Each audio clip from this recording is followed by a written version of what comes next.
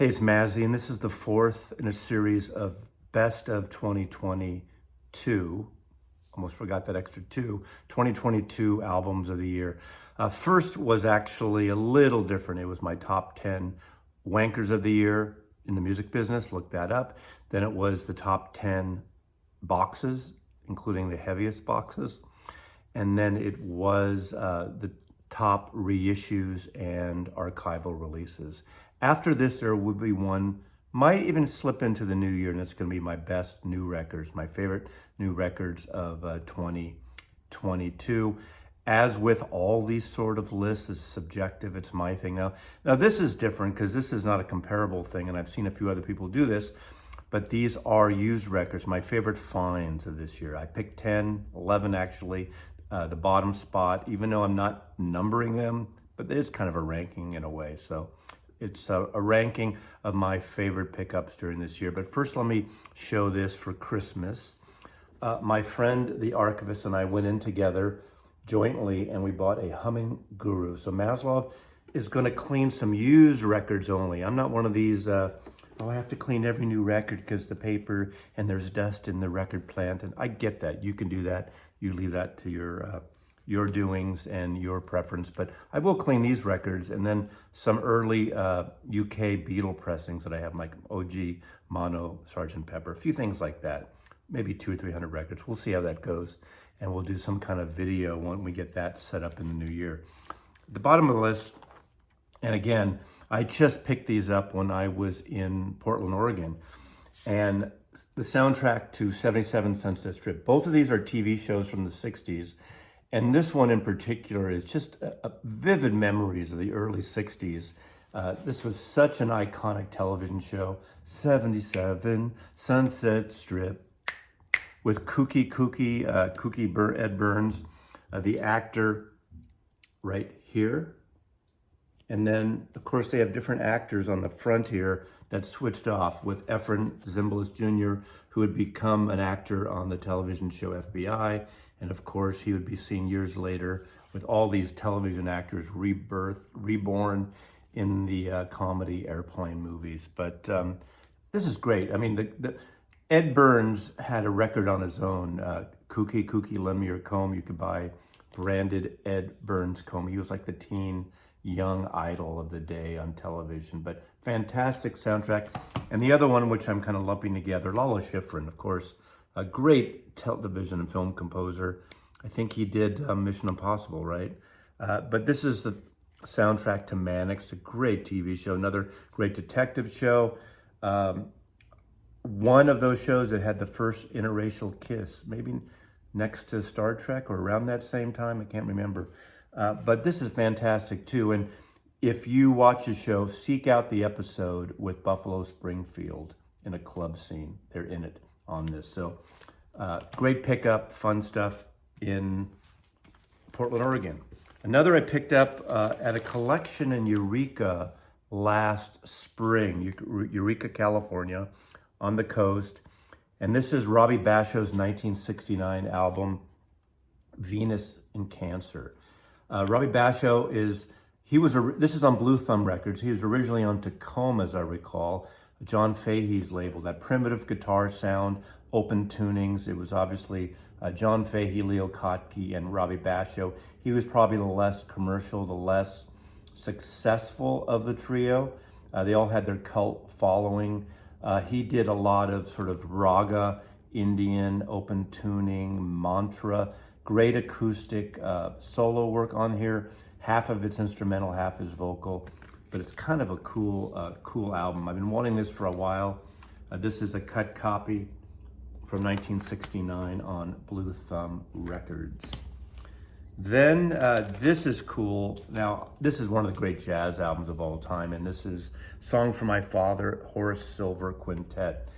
This is a 1967 pressing. This originally came out in 1965, one of the greatest jazz albums of all time. Of course, Horace Silver is a great piano player in this. Now, for those of you who don't follow jazz or don't know jazz, as soon as you put this opening track on, Song for My Father, you'll immediately recognize it, because Steely Dan lifted the riff for Ricky Don't Lose That Number.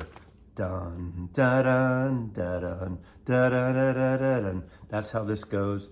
And as soon as you hear this, you'll say, hey, he ripped off Steely Dan. Well, it's flipped around. 1965. So this is a beautiful pressing I got from a private collection just recently. In fact, he gave it to me. So hopefully there'll be more, and I'll be bringing that collection along possibly in the near future. But fantastic record. Then this is a record that I just missed the first time around on vinyl. I do have the CD set. This came out in 2007. This is Grinderman. Grinderman made 2 albums. Basically, it's a truncated version of the Bad Seeds, Nick Cage. It's a more Nick Cave, not Nick Cage. Nick Cave. It's an outrageous, more loud, volatile version of the Bad Seeds. Of course, Nick Cave and the Bad Seeds could get pretty wild, and this was a smaller group.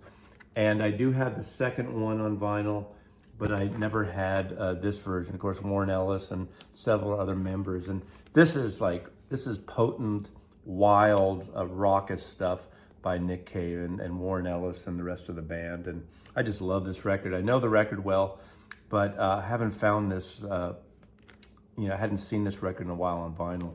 It's out of print. So far, I don't think it's been repressed, but it should be, because the 2 Grinderman records are really they just howl. They howl. Okay, another record that I really love, and I found a clip copy, so a unpromo marked promo, is Key Lime Pie, Camper Van Beethoven. I really like Camper Van Beethoven short-term records when they were signed to Virgin Records after their early independent small press stuff. Take the Skinheads bowling. I love David Lowery. I love him and his songwriting. And this is there's a great song, When I Win the Lottery, on here, Jack Ruby.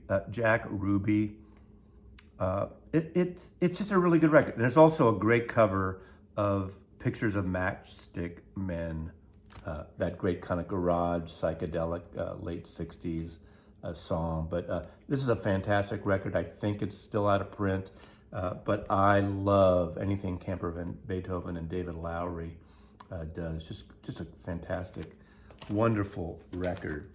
Then a record that I know I have it on CD, and for whatever reason, I never had it on vinyl. And just my recent San Francisco trip, I found a really wonderful, pristine UK original country from origin on reprise. And this is the first solo album by Peter Green.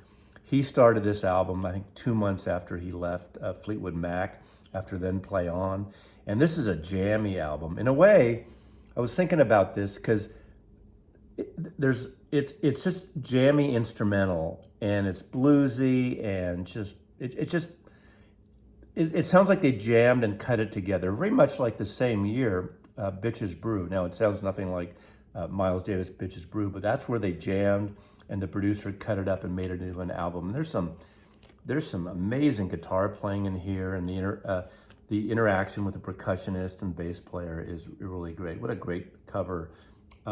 Just an album that I remember seeing around a lot. I never bought it in the day for some reason, and I don't know why, and I'd heard it a couple times back then, but I just love this record. It screams, it howls, and it's just great guitar playing. It's kind of like Albatross, intense Albatross, stuff he did on Then Play On, more the erratic stuff, jamming stuff, and then they cut it all together.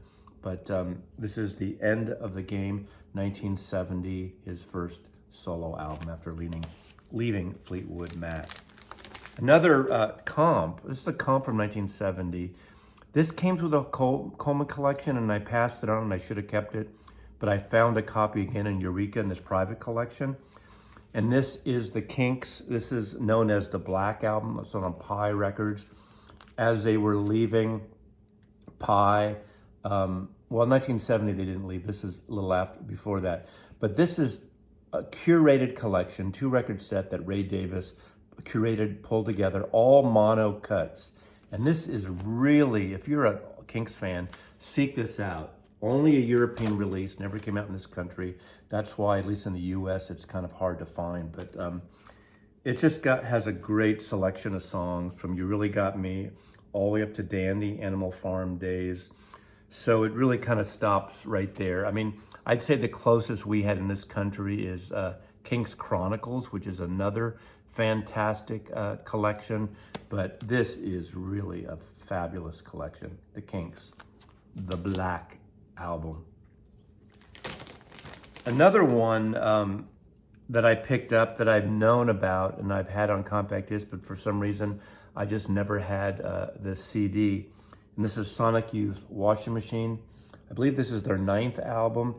They're going through a transition here, and I believe, either they thought about or they started touring. They did a sort of private tour under the name Washing Machine, and I think they were going through a reevaluation of the band. It has some of their longest tracks that they've done. There's noise and there's drone type stuff. Kim Gordon kind of belts some things out. She comes, she does some really interesting things on it. The whole band does, and I really enjoy this album. Not for the faint of heart. Again, I mean, if you know Sonic Youth, you know exactly kind of what this is about. But this was a transition album for them. The first time I saw them, I didn't see them until 1991 when they opened up for Neil Young, when half the audience would walk out during those shows. For whatever reason, I think I missed them early on. I can't remember seeing them early on, unfortunately. But this is a really cool album, and I found this in this collection also in Eureka, California last spring. Another one, which, there's this period of time in the 90s, as we all know, that, CD was king and vinyl was few and far between. And then, coming from an American point of view, a lot of this stuff never came out here. And this was Prince's album, Come. And what's interesting about this only came out, I believe, in Germany. This is a German pressing, I think. Probably. Yeah, made in Germany. This was his last album he did for Warner Brothers under his name, Prince. After this, he was all fed up with Warner Brothers and had the lawsuits, and he didn't want to release records under his name, so he used the logo, the artist formerly known as Prince, that symbol representing himself. That's why it says 1958 to 1993. This came out in 1994, I believe, and this was sort of the end of Prince as the artist in essence. And I did have this, and I still have it on compact disc. Didn't have this until this past year on vinyl. So this is kind of a rare one to find, and I don't think it has been reissued yet. I'm sure the Prince estate will eventually put this out because they just did the Gold Club, the Gold Card, the Gold, what's it called? The Gold album. I just was reissued this past year. So this is Prince's last Warner Brothers record under his official name. And then, I guess at number one, and this is Neil Young's Sleep with Angels, also from 1994. This is one of my very, very favorite Neil Young albums. Again, this only came out in Germany. This is that time where, Warner Brothers and these labels weren't putting out vinyl in this country. So this has not been released yet. I'm sure Neil Young will eventually release this in the archive series. This is a stunning album. This is a gorgeous album, great songwriting. I played this CD to death. Great songs on here. Sleep with Angels, Change Your Mind. There's a certain ethereal moodiness to the song. Safeway Cart, Train of Love. The only song I do not like on here is Piece of Crap. It's sort of a more upbeat song. It's kind of a throwaway song. It's like a B-side single song. But this is on 2 slabs of vinyl. And what a great album. If you haven't heard this record, you owe it to yourself. If you like Neil Young, this is a must-have. Now, obviously, it's hard to get the vinyl. It's pricey, but get the CD at least, or stream it, whatever you do, because it's just a really, really good listen. It's a great... I remember just driving up the coast and driving up to Mendocino several times around the time this record. And this was one of those CDs. It's a long record, and it's just It's a really great drive record, not a high, fast drive. I can't drive, I'm going 55 or 65. It's a mountainous, curvy, meandering record that's soothing for Neil Young. And it's just really good. It's Neil Young and Crazy Horse, Sleep with Angels, 1994. So that's it. These are my my used finds, my 10 favorite used finds. I did look through my Discogs to remind myself what I picked up this year, and these are the 10 I came up with. So thanks for watching. Enjoy the music. I'll see you on the next best of and assorted other videos. Mazzy loves you. 3D.